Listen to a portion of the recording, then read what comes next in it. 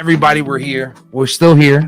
We'll be back June 5th. No, June 5th, July 5th. See, I'm already July 5th. Excited for July 5th because we do have a lot of stuff in store for people, and it's going to be really good. We've got Independence Day to talk about. Oh, yes. We've got Father's Day to talk about. Oh, yeah. We've got Juneteenth to talk about. What's that? Just kidding. And, of course, back to our regular politics, presidential things. You know, Biden, he's been kicking under the rug a little bit. He got his first little angry, aggressive take on the media, so we're going to be digging into that. And, of course, Kamala's beautiful rendition of how beautiful Juneteenth is. So we'll be getting to that. So make sure you guys stick around. Don't count us out yet. Season 2's coming, and I promise you it's better than ever. Plus, my favorite bit. I'll piss you off shortly. Yep, that's racist. Love it. Make sure you guys are here. July 5th. I keep saying June. Damn it. July 5th. Monday night, 8 p.m. Me and Joe will piss you off shortly. Season 2. Peace.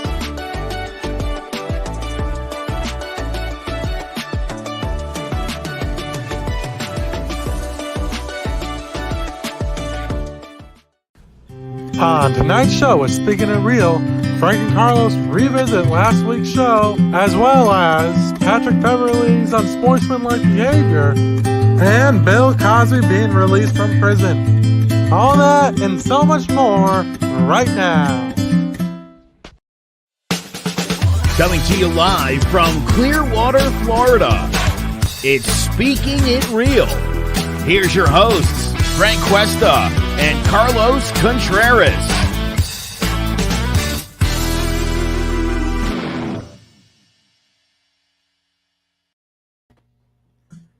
You know, I hear the intro to our show and I love it more every week. It's like you have Zach's voice, which is a generally peaceful voice. I think Zach could calm anyone down. He should be like working with terrorist negotiators or hostage negotiators, and he should just talk shit and it would work. Whoever it is that's holding people hostage will eventually want to come out and have a sandwich with the guy. It is awesome. And then the little guitar. It is great.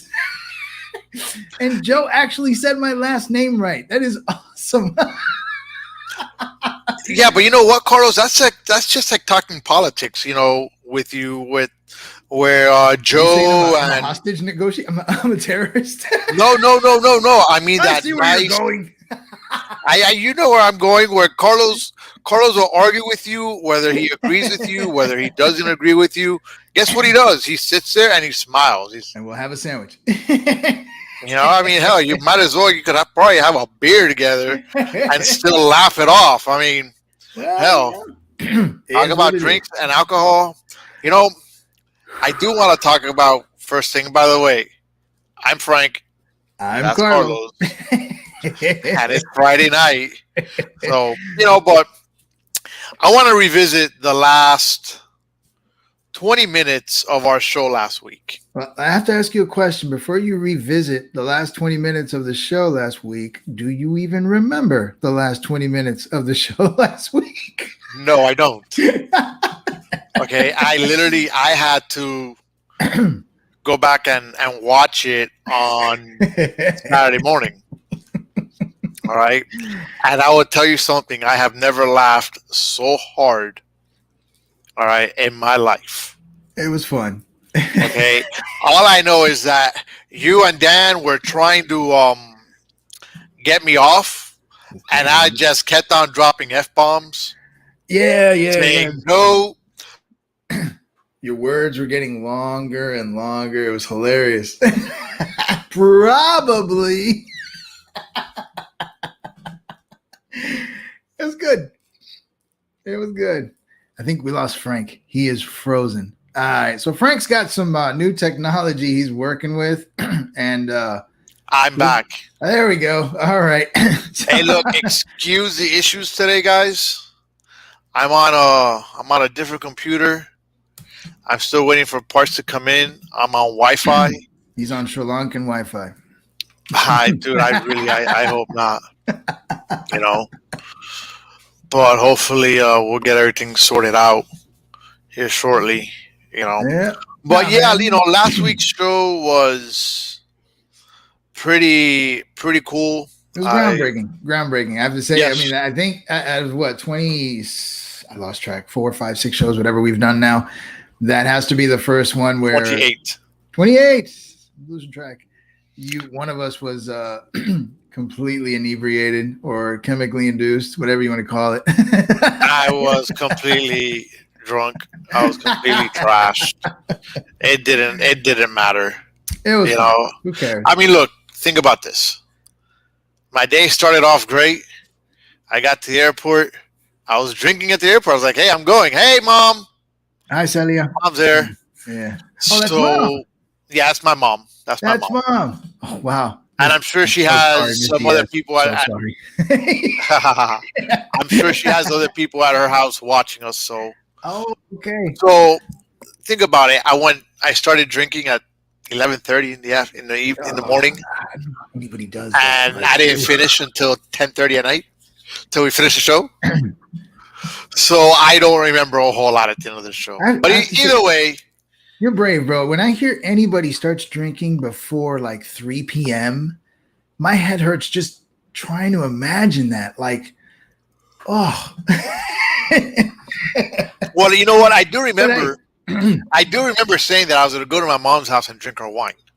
Yeah. I don't know if Mama let that happen. I'm hoping, if she hit you over the head if you did show up and even try. Mom, I'm going to your house to drink your wine today. I'm sober. He's sober now, so it's fine.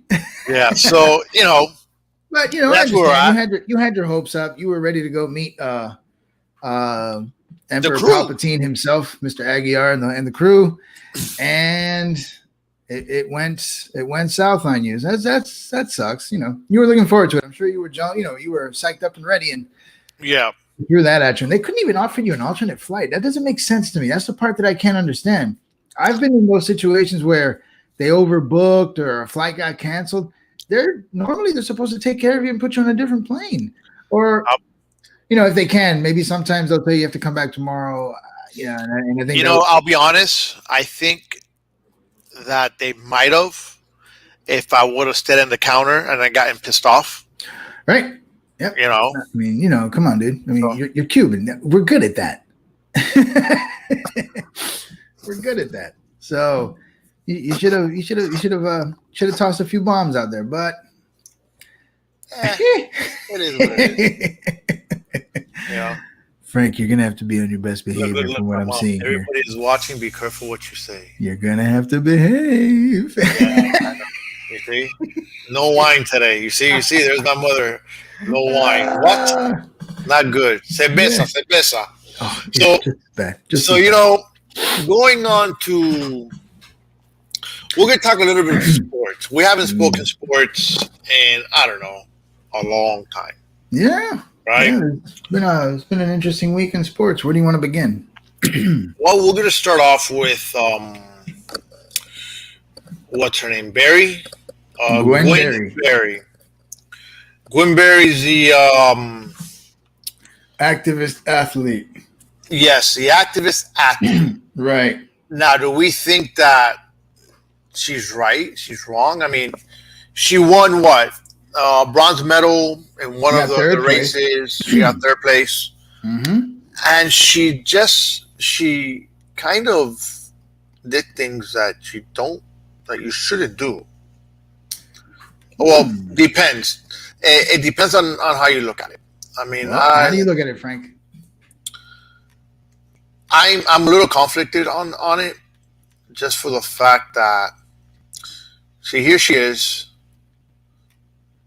There she is. So she's there. There, that's when you understand. And the American anthem's playing, and she turns away. Yep. Mm-hmm. Is this the right stage for her to do it? It's the Olympics. That's it's not the NFL. It's a little different. I'd probably, I think like the Olympics is an event where the premise of it is you're representing your country. So, I mean, it's happened before. There has been protests in the Olympic events before. But I think if you look at the picture, and I think you look at her, the look on her face, it's I've got just the whole like, family watching today. wow, you really got to behave. Me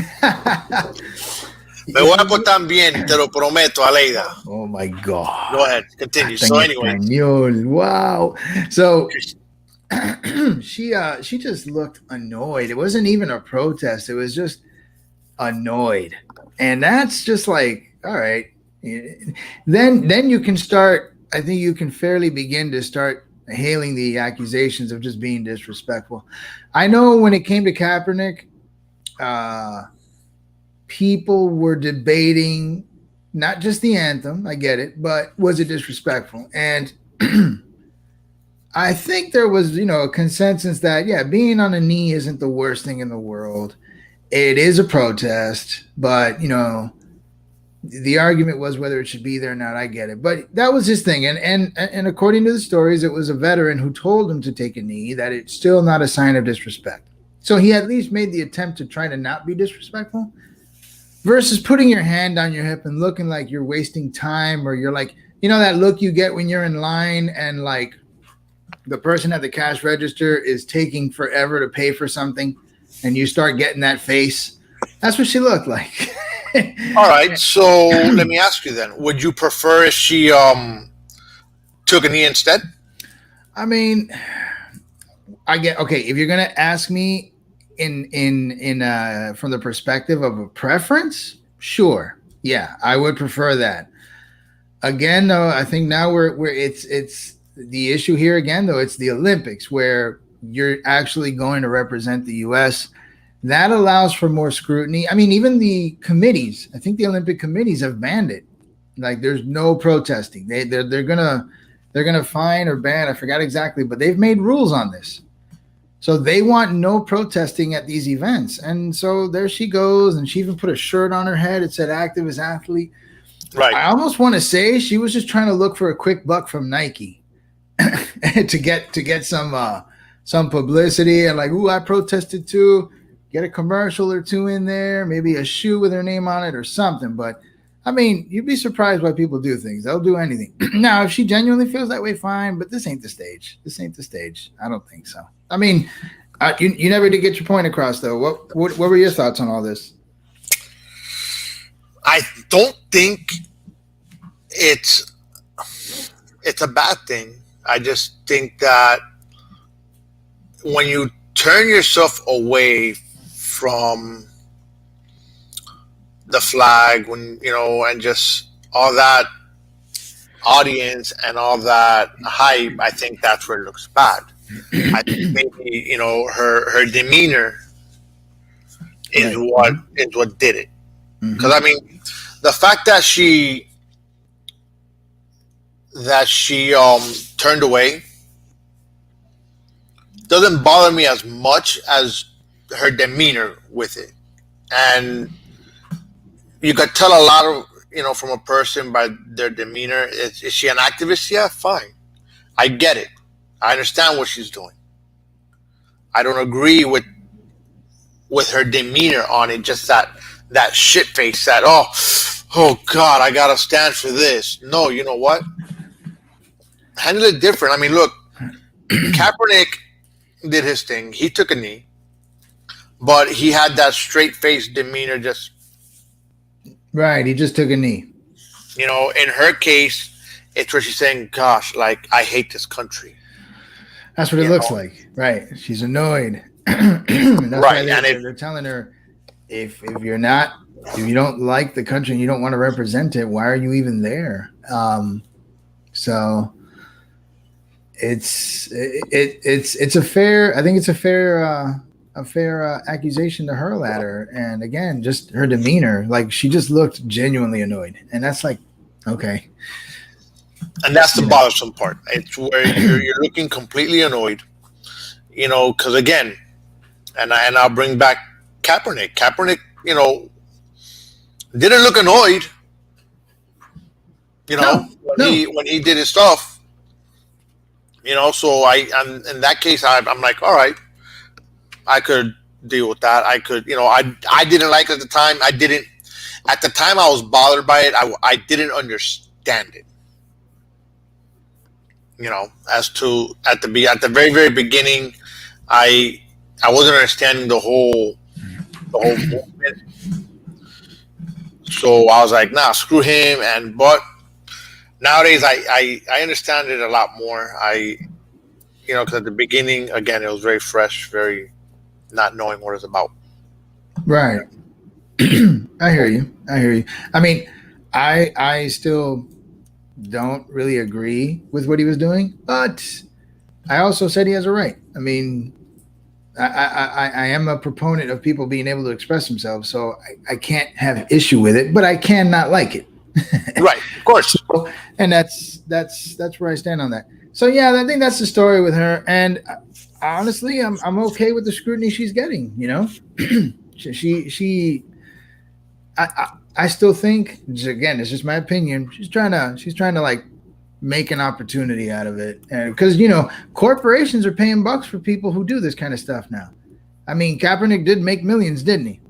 Nike threw millions at him for his protesting. So yeah, but now where's Kaepernick now? He's enjoying himself quietly with his millions. I mean, he'll probably pop up again and whatnot, but he got paid. He got paid for protesting, basically.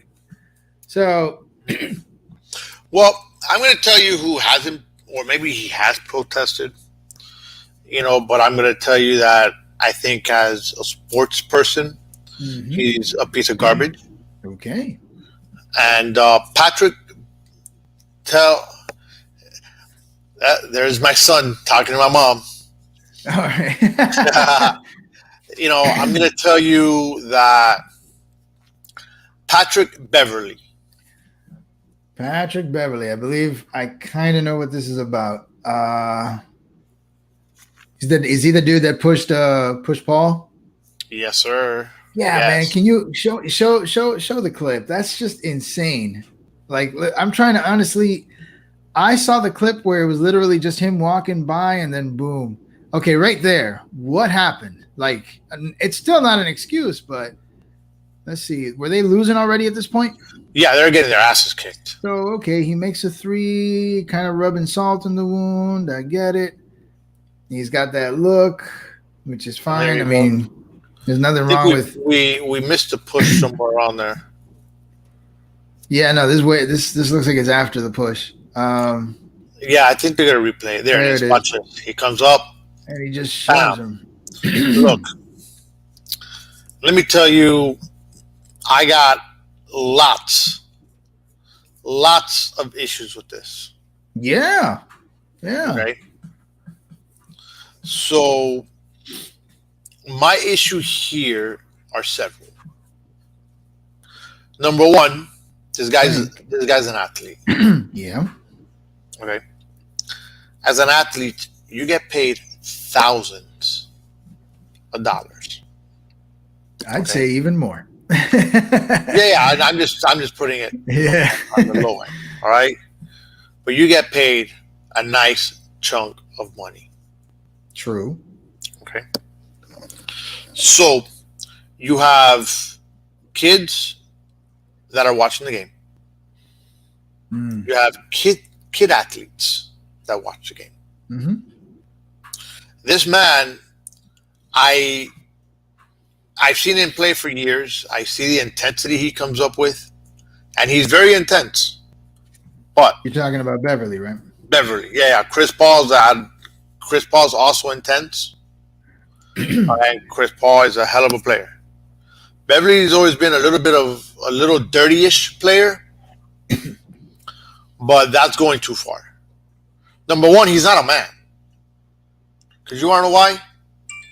Because what man is going to push another man in the back? That's a coward. To me, it's a coward. Sneak attack. Okay? So, it's stop being a sore loser. Because all this was because they were losing. All right? What are you teaching these kids? You're a role model for all these, these kid athletes. I could tell you that when I was coaching football and even basketball, I would tell my son, hey, you play hard. You know, let's see, Zach. Sucks, dude is legit trash. All talk, never follows up his game. He's just mad he's on a shitty team. Zach, I will disagree with you. The fact that he's on a shitty team, I think he was on a pretty good team. Legit trash. I love those words. Legit trash. But I think that authentic crap. Look, I would always tell my son, that when he's playing sports, play hard, play aggressive. I've always told both of them, play hard, play aggressive. You know what? Can you be a little dirty? Yeah, you can get away with some things because it's part of the game. All right. Hello, look, you're in the bottom of a freaking pile in tackle football. All right, start pinching guys. They're gonna move. All right. Oh man, it was because they were losing, and he said his feelings got to him. He had apologized and made a post about it, but still, I don't agree with what he did. Exactly. Okay, look. Actually, to add to Danny's point, his excuse is weak. I'm looking at an article here on the Post, and here's what he said. Emotions got the best of me last night, gang. My bad. It wasn't meant for you. So now he's essentially saying, yeah, I didn't even mean to push Paul. So who the hell was he pushing? So now his emotions? His emotions. Look. Now he's like trying to get through this nonsense that, yeah, I didn't mean to push him. It was meant for someone else or something. That's garbage. Wow. You can't even own up to it. That's weak. Weak sauce. Go on, Frank. Yeah, well, again, it goes back to that. It's, you know what? It's a game of emotions. You're emotional. I get it. But you have to keep them in check. You have to keep them in check. If you don't keep them in check, then you know what? You're useless. At whatever point of the game. Mm-hmm. Yeah, no, it'll come back to bite you. I mean, at whatever point of the game. We've seen in history, players that lose their cool and they end up hurting someone else on the other team. I've seen it in football. I've seen it in hockey. Hey, look, you know what? I've even seen it in NASCAR, where a driver will purposely spin someone out into a wall. And dude, think about it. You just sent a guy flying into a wall at 170 miles an hour because you're mad. I'm going to tell you what it's kind of crazy. Look, when and maybe I shouldn't be saying this, but I'm going to say it anyways. Oh, because you sure? Because we're on speaking it real, right? And we speak it real. Right? Oh, that's true. So when my youngest was playing basketball, I mean, it's, everyone that knows me knows that I've normally have coached my kids in some type of sport, at one point or another when they played. And you know what I always told my youngest? If this guy's playing hard on you, play harder. Okay. This guy drops a shoulder on you, drop yours lower. Is there a foul involved? No. Especially when you're playing basketball, yes. Oh, okay. I told my son, because he had a kid that was just and just kept on pushing him. I told my son, I said, look, just do a hard pick. Simple. Stand there, drop your shoulder on him. Granted, he got called the foul for a moving pick because he moved. But you know what? He didn't keep his feet planted. Right. You know what? The kid never came back and played hard on him again. That's just part of the game. But when you turn around and you push somebody in the back like that, that's some coward shit. It sends a bad message. I mean, that's one of the things I love. Have you ever watched hockey playoffs, Frank? I haven't watched them in years. I know they just went on, and I think there's a new hockey champion now or something like that. But it looks like the Bolts are going to repeat. I mean, I don't know how tonight's game is going, but dude, hockey playoffs. All right, first of all, we're talking about hockey, which is, I'd say, one of, if not the most violent sport out there. I mean, next to cage fighting, I suppose. But, I mean, these guys are just slamming each other, beating each other. It's brutal. And yet, at the end of a playoff series, they line up on the ice and literally shake each other's hand. And it's I played like roller hockey at Miami Beach many years ago, and I could see how people lose their cool playing hockey. That is an ultra frustrating game. Getting your stick whacked and the gloves and all this nonsense. Dude, you want to just kill somebody after about 10 minutes of that. And so it's amazing when you see these guys just shake hands like, yeah, man, hey, great series. Like, it's cool. And that kind of stuff needs to happen more in sports. And hockey's a great example of that. But even hockey's guilty. Don't get me wrong, man. Like, I've seen hockey players get mad and the cheap shots but you know to what? the waist. Hockey is people known like, for that. Hockey's known yeah, for but that. still, even cheap shots in hockey will get you killed. You got to be careful. I understand that, but when you look at the sports in general, you know, your aggressive sports. Yeah, see, basketball's not aggressive. I mean, Right, you have football, you're fouled for touching someone. You are nowadays. Yeah.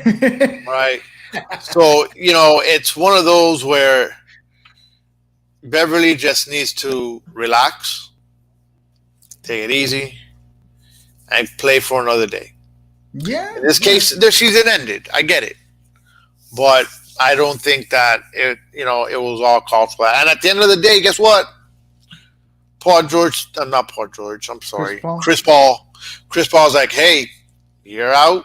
Ha ha ha ha ha. Yeah, you still get the last laugh. You're right. Who laughs last best, my friend. That's true. That's true. I mean, yeah, hopefully, I think everybody looked at the incident in a negative way. So I believe that those who, even the kids that you were referring to, they'll see that as ugly and they'll register it. I doubt it's going to be anybody going, you know what? That's a good idea.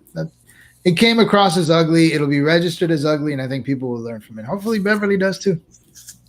I don't think that guy will ever learn. But you know what? That is what it is. You know, what can you do about this guy? Not a damn thing. Yeah, it's up to him, isn't it? Definitely. But you know what? We're gonna take a quick break. Remember, guys. Break. Yeah. We're gonna take a little coffee break a minute. And we'll come right back to you guys. Hello, my name is Joe Aguirre. I'm the president of Clovercrest Media Group. And here at CMG, we have a wide variety of podcasts, including sports shows like Keys to the City, The Roll Call, Throwing Jabs, All Four Downs, and Jawing About the G-Men. And great true crime shows like Sticky Week, Crimes and Consequences, Ivy League Murders, and Bird, the unsolved murder of David Eichmann. You can find all these podcasts and so much more by visiting clovercrestmedia.com. So we're back. He calls himself president. There's a darker term for Joe. For Joe? Still think he's just emperor, dark lord. I don't know. Look, that's Joe. Joe's the president, obviously, of Clovercrest Media. We are brought to you by Clovercrest Media. We have over 40 different podcasts. And you know what? I'm upset at that commercial. Zach, we could no longer play that commercial because you know what? He doesn't talk about speaking it real. What happened there, Zach? When I give Joe pow? Inner strife. Here we go. This is how it goes down. Hey, look, he didn't talk about speaking it real. He didn't talk about divided we stand. I don't think he spoke about I'll pitch you off shortly. He didn't talk about the HHW show, the wrestling podcast. I'm going to give some cover here to the Dark Lord. I mean, if you're absolutely right, Frank, he didn't mention any of those. However, it would be a testament to the success of his growing group if he were to start listing every show. He'd have his own podcast just talking about his shows. That's a lot of shows. So that's a good thing. It's a good thing for Joe that he can't even fit the whole lineup in. So we'll cut him some slack. I know you don't mess with the president. Hey, you know what? I just did. As a matter of fact, speaking of the president, I am gonna formally apologize to him. I called him last night. I called him last Friday after the show. Oh God. Yes, I did. Good for him that he didn't answer the show. Hey, Joe. I'm going to tell you how the call went. I probably did this. Did you leave a voicemail? Yeah. Oh, I hope Joe sees I got the voicemail. I go, hey, hey, Joe. Yeah. The show is all fucked up. Click. I guarantee you that's how it went. You know, I think you said it too fast. I'm sure there's an extra 10 seconds of you stretching that shit out. Hey, Joe, the show is fun. I could imagine. So, oh, man. Let's see. We're going to go into. At one point, this guy, I believe, was America's favorite dad, was it? He had those popsicles commercials. Yep. There are popsicle commercial, right? Pudding, Jello pudding pops. Jello pudding. There you go. There you go. Mr. Bill Cosby. Man, talk about a rise and fall. Mm-hmm. It breaks my heart. I mean, don't get me wrong. I don't feel pity. You know, he did some. It's just I didn't see it coming. Really, wow. when all of that went down, and I started hearing about what he was doing, it was like him. Whoa. Well, but hey, you know, I'm going to tell you this. He got out on a technicality. Mm-hmm. Okay. As I spoke about this a little bit on Wednesday night. I don't agree with him getting out. All right. I think he should have stayed in because I surely do believe he did what he did. No ifs, ands, or buts about it. But the biggest problem that I have here is why do people wait so long to come out? Well, so let's look at the history of the Cosby case a little bit from what I know. If anybody in the comments wants to clarify anything, by all means, please do. We don't pretend to be experts. We just like to talk about stuff. He dealt with this years ago. This is not new. These charges, he dealt with them a while ago. And the way it was dealt with, I think it was settled in court. And I believe there was some NDA, some non-disclosure agreements or something. The bottom line is, though, they settled, and this was dealt with. Then the Me Too movement happened, and his situation resurfaced, and it went to court, and he was tried, and then he went to jail. Frank, if I'm not mistaken, I think the issue here is an issue of double jeopardy. You know what that is, right? Yeah, being charged for the same crime twice. You can't. You can't. And so I think because of the Me Too situation, the prosecutors and the courts back then felt pressured, and they went through the process and put him in jail. But technically, he should have never gone. This situation was said and done with before. And this kind of reminds me a little bit of Chauvin, where even though we all agree that he got what he deserved, I think those of us who observed the court and we learned the details about the jurors and things like that, where, you know, I can't say he honestly got a fair trial. He should still get. You don't think that man? You know what? That man got what he deserved. No. You're not listening to me. Sorry, I took off my headphones. I didn't say he didn't get what he deserved, but it's pretty clear that the process itself wasn't necessarily fair. You're not supposed to have partial jurors.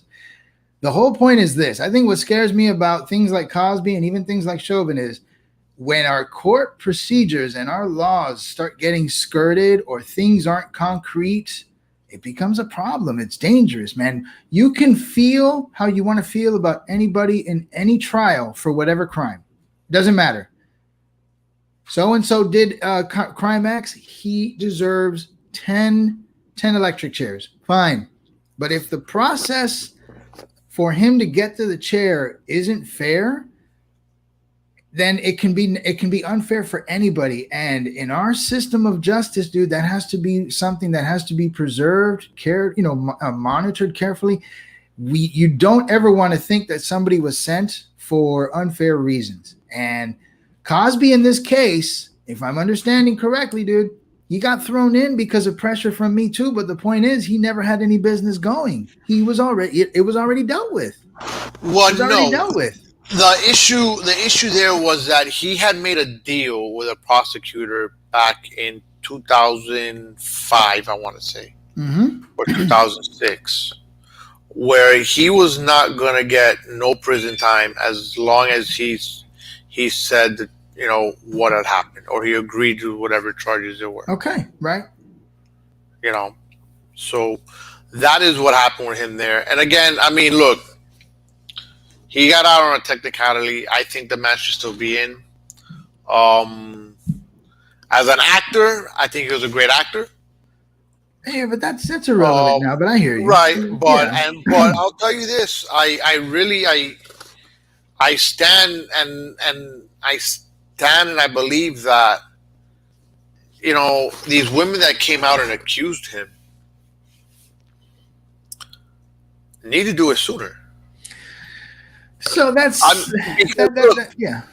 This is simple, man. If I can understand if we're talking about kids, okay, and they come out 5-10 years later after they understand life and what life really is, I understand that. But we're talking about adults, okay?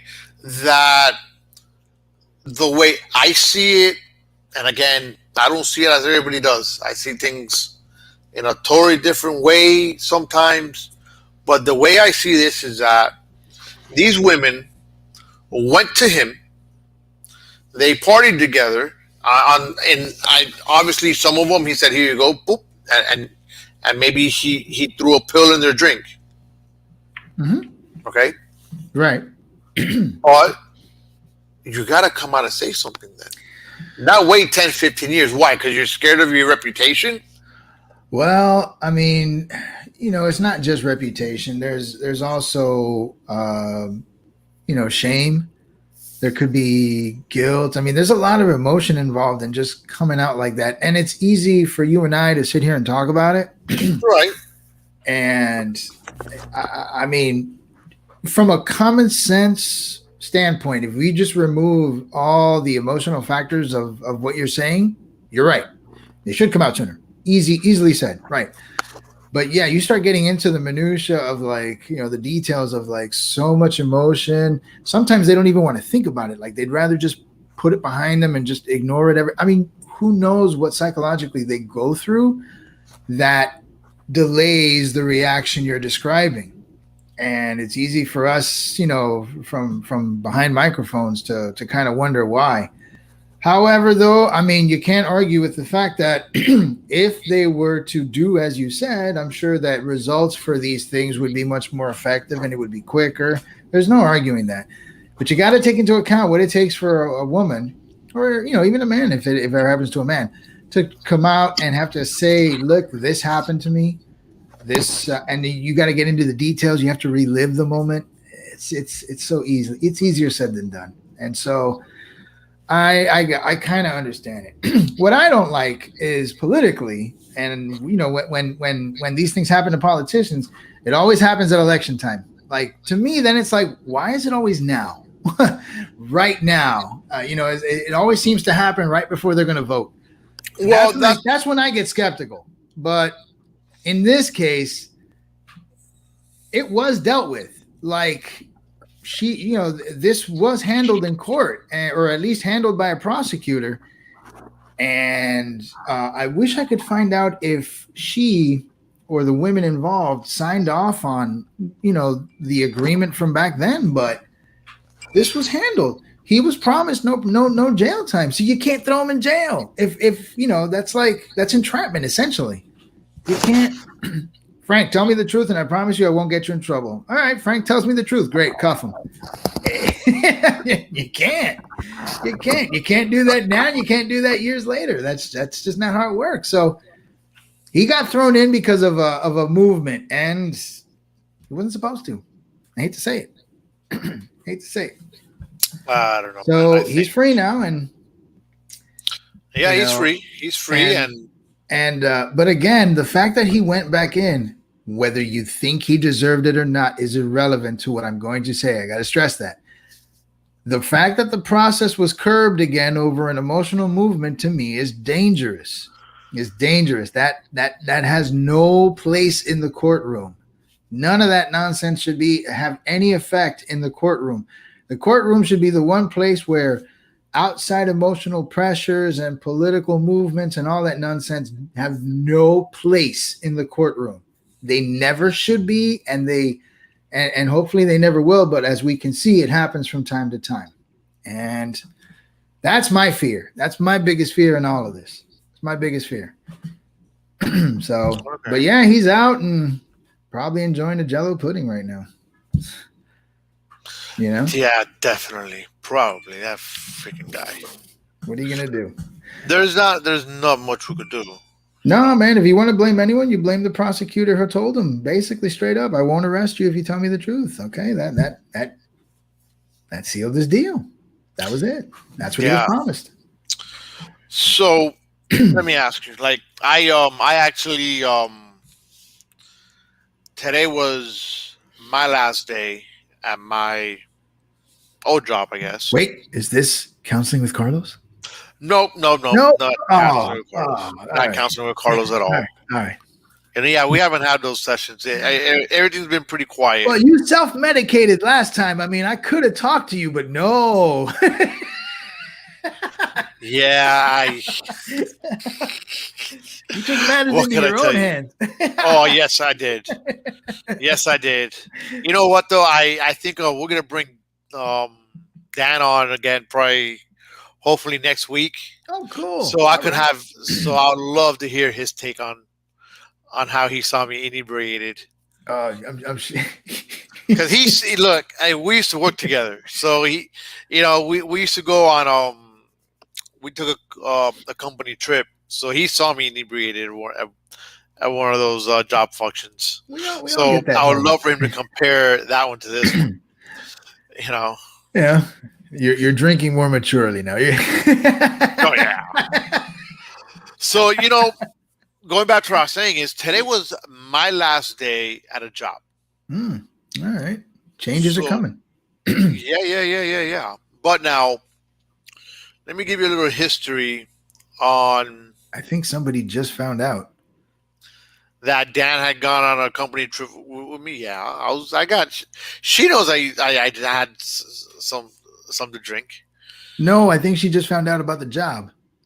No. She knows about the job. Oh, okay. All right. Okay, go ahead. Are you crazy? I live with her. That's what I'm just like, well, wait a minute. You just said this and this pops up. I'm like, did you not tell her? Nah, I think she's a little behind. Okay. All right.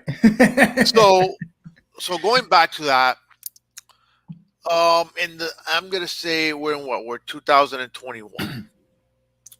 Between 2003 to 2021. And that's 18 years. Okay. 18 years.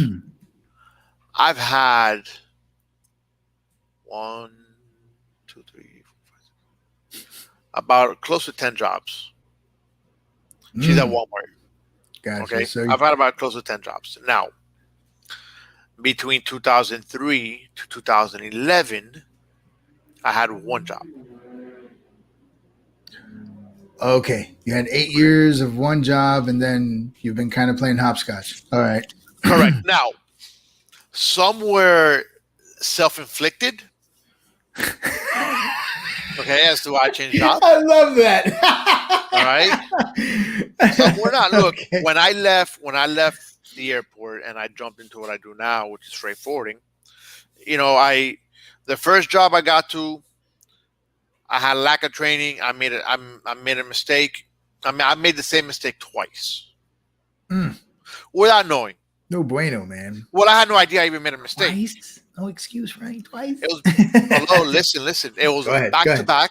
I had no idea I even made a mistake at the time. Oh, all right. So when I found out, me being who I am, I went to my boss. I said, "Hey, look, this is what I made. I made a mistake.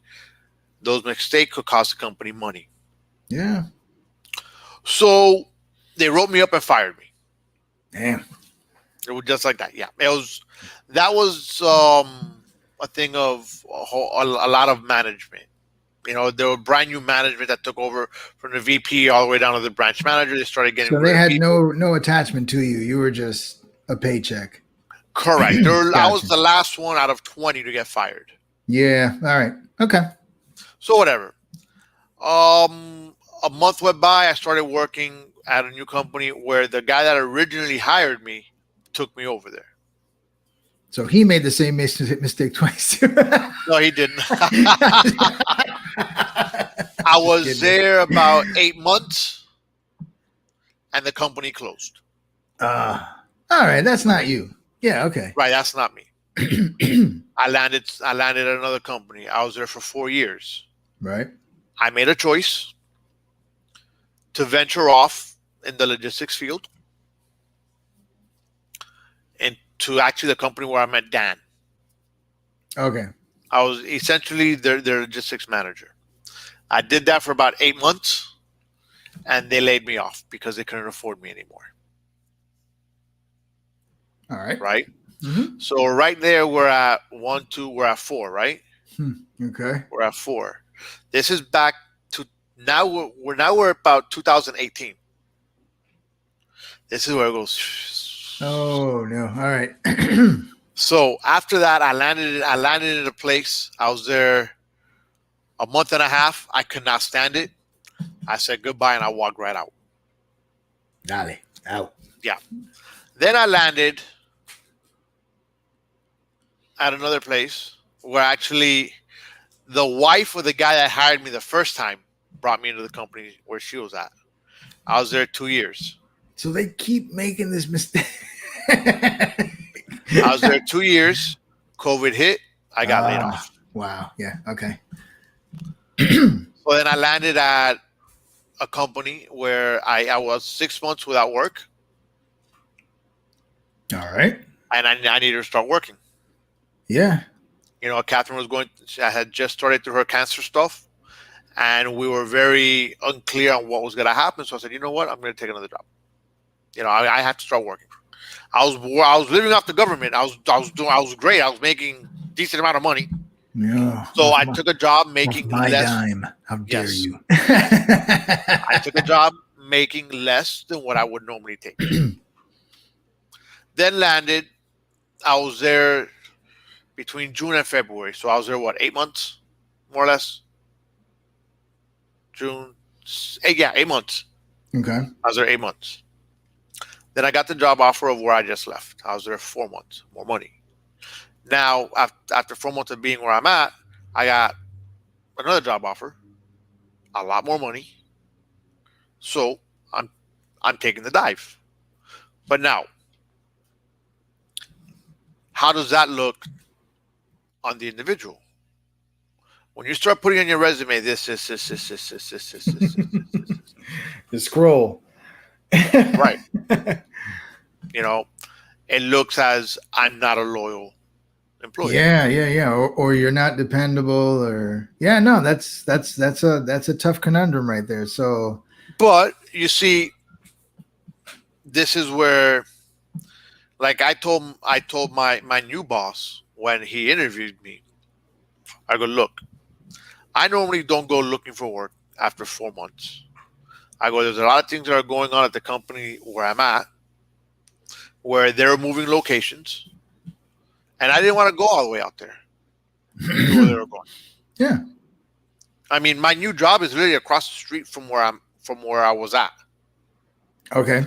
I'm in the same location. Yeah. It's just nearby. So Right. And it's convenient for you too. Right. Good. So I go around and say, hey, look, this is not what I normally do. Right. I want to land somewhere and stay there. And this is the plan. I told him, I said, don't judge me based on what you've seen.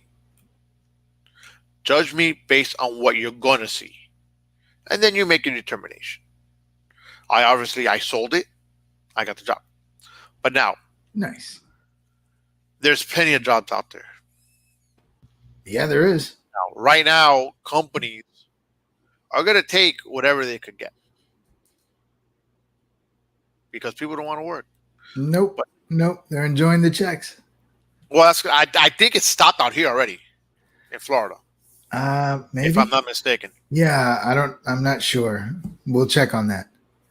So, with that being said, how's that look on the individual? What are your takes? Well, I mean, no, that the gaps and things like that, they make your case harder. I mean, imagine it is hard. You look like a gamble.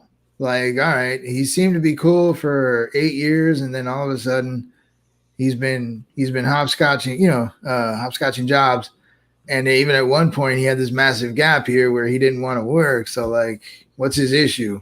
How many AA meetings is this guy going to? What's the problem here? So,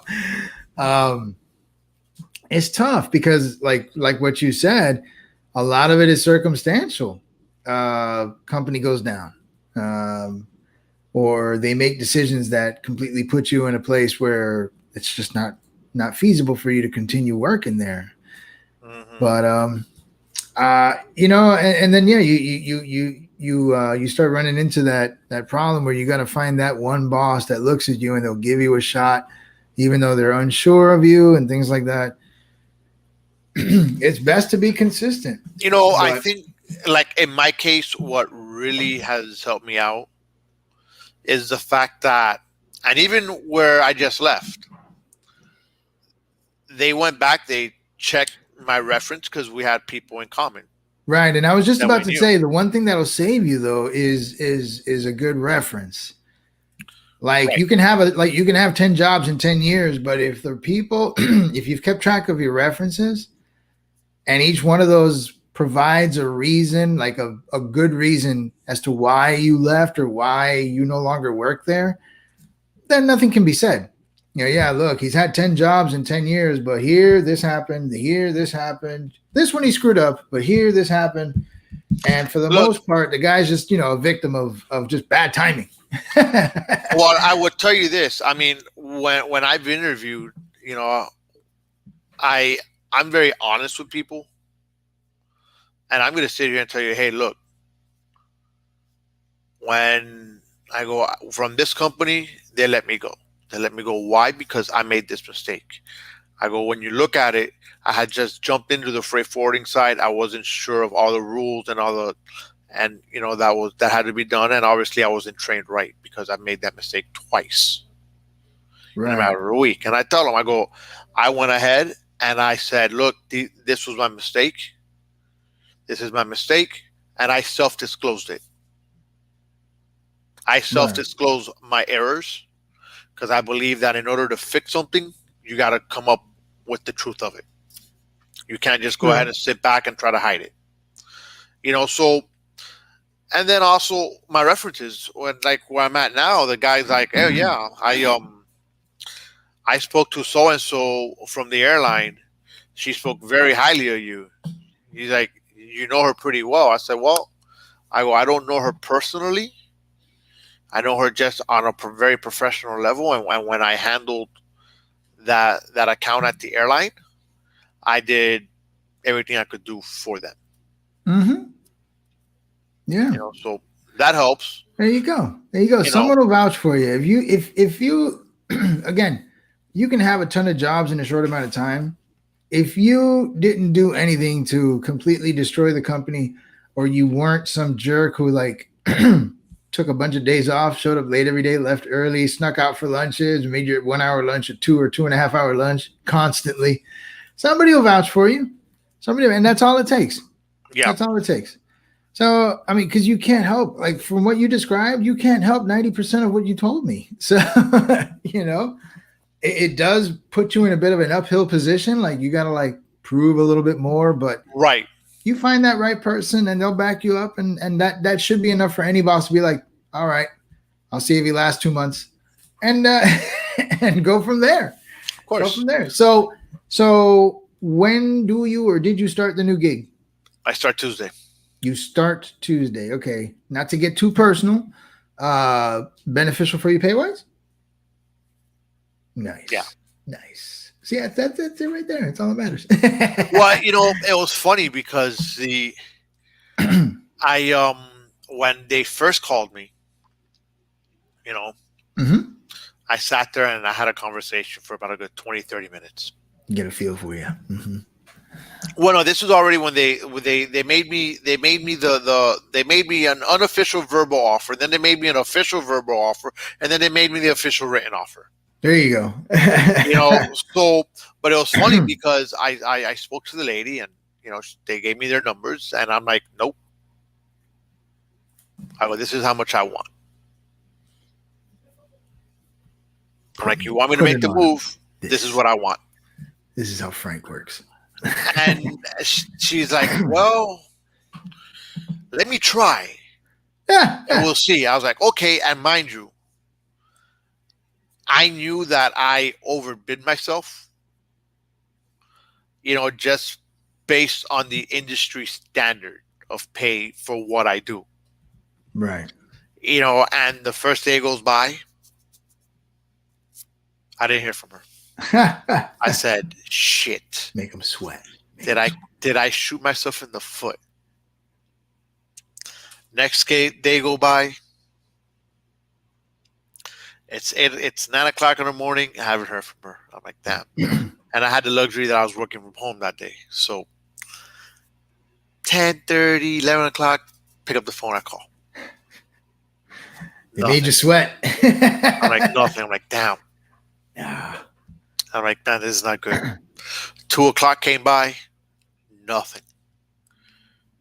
I called her again. Nothing. That's negotiations right there. Who's gonna break? Who's gonna crack first? At 5:30 came around, and I said, all right, this will be my last freaking phone call. Nothing. I'm like, well, I guess I oversold myself, and they gave the job to someone else. I get a phone call at 6:30. Hey, Frank. Sorry I haven't gotten a hold of you. It's been a busy day, but hey, we got to your number. I was like, great. When do I start? Nice. And you know what? The onboarding process, dude, it's crazy. It's, I had to do a background check, which is fine. Right. I had to do a drug test, which is fine. And then I was like, all right, so when should I give my 2 weeks notice? Should I give it after I have my offer letter? Or should I wait just in case to get everything in order? So I was like, all right, got the offer letter. Let me do the background check. Got that. All right. I got scheduled to do my drug test. I did my drug test, and then I gave my 2 weeks notice. Lo and behold, my drug test got screwed up by the company that does it. When they tell you, hey, sign here, make sure everything matches?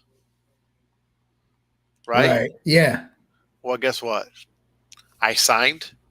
I didn't look at all the detailed numbers.